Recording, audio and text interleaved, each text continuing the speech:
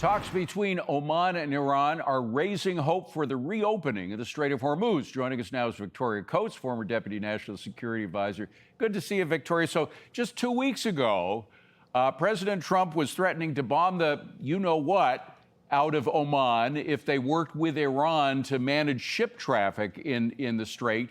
Now they seem to be working on something else, some other kind of peace project that the administration so far seems to be okay with. Can you explain all this? Well, good to be with you, David. Yes, let's wait and see what comes out of this. These are all Iranian reports that we're dealing with, and their track record with the truth is not what I would call 100%. So I think this is what Iran wants to have happen, but Oman has such a brighter future. I have an op-ed on Fox from about 3 or 4 weeks ago about how Oman is the second most improved country on the Heritage Index of Economic Freedom this year. They're doing great. They have a 2040 plan. They've got rule of law. They have foreign investment protections. They have no reason to partner with a leper country like Iran, whose economy is about to tank. So I think they've been working with us on getting those 9 million barrels a day out of the Gulf that have been quietly coming out, and I think they'll continue to do so. That's the bright path for Oman, not a partnership with Iran. Well, we also have Pakistan and in the mix again, and Turkey's prowling around there as well. I mean, I don't trust Turkey. I mean, the current government of Turkey, Erdogan, and Pakistan. You know, they talk real nice. They're very cordial people, but they've done duplicitous things, diplomatic things in the past. And so has everybody. But by Mideast standards, they're duplicitous. Do you trust them to work on some kind of a peace deal? Well, I think we'd have to at least work with them. How much you trust them is, up to the individual negotiators. But yes, I mean, Turkey is a NATO ally. Pakistan has been a historic ally. They're in a highly strategic location. They're a nuclear power. So for all those reasons, we need to talk to them. Some people are like, oh, no, you can't possibly talk to the Turks. You can't talk to the Paks. I'm like, okay, then what am I going to do? Sit and look in the mirror and talk to myself?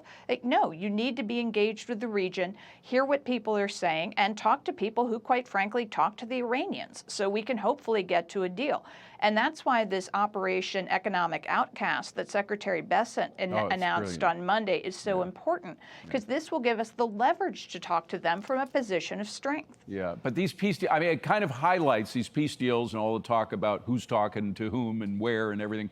It highlights that split that a number of people have seen between just for simplification, the Vance crowd, who are for some kind of negotiated agreement, and Secretary of State Rubio, who takes a harder line for kinetic action. I mean, is that a fair analysis of, maybe not a split is too hard of a word, but different opinions on how to deal with all this? I might see this more, David, as an issue of sequencing. I think the kinetic action, that President Trump was the first president in 47 years who had the guts to say, you know what, I'm going to bomb the Jesus out of these people, for want of a better word. And that did enormous damage to them. It opened the door, and that and the blockade, to doing Operation Economic Outcast, to getting to the negotiations that, everybody wants. I mean, everybody wants this to end. Everybody wants a good deal, the deal the president wants. And he has set up, through this combination of actions, the possibility that that will now take place. So, I have not seen any of the kind of divisions we had in the first Trump term, which I had a front row seat to. I've not seen that really emerge in any meaningful way in the second term. Well, and we can't forget the enormous change in Iran's influence or losing influence in the Middle East in general. I mean, there was just a big meeting at powwow in Mecca, the home of Islam, between Pakistan, Turks, and the Saudis, and the Iranians weren't there. And of course, you look at Lebanon and how now the president of Lebanon is going to meet with President Trump, with the Pope in Rome. I mean, it does seem that Iran has lost its grip for influence in the Mideast, no? Oh, it certainly has. And if you have me on this time next year, I think we're going to be talking about this new Middle East that is forming behind the United States, and even more extraordinarily behind Israel. For all of the negative press about Israel, they are emerging as a regional power here. And I think Lebanon's a great example. You've got Jordan saying, guess what? Now the Iranians are shelling us. We're going to help you get rid of Hezbollah. That's a game changer for Lebanon. And so I think you're going to see very positive things come out of this. Very quickly, we're almost out of time. The CIA director's been in Moscow. I believe he may still be there. He left a couple of days ago. What's that all about?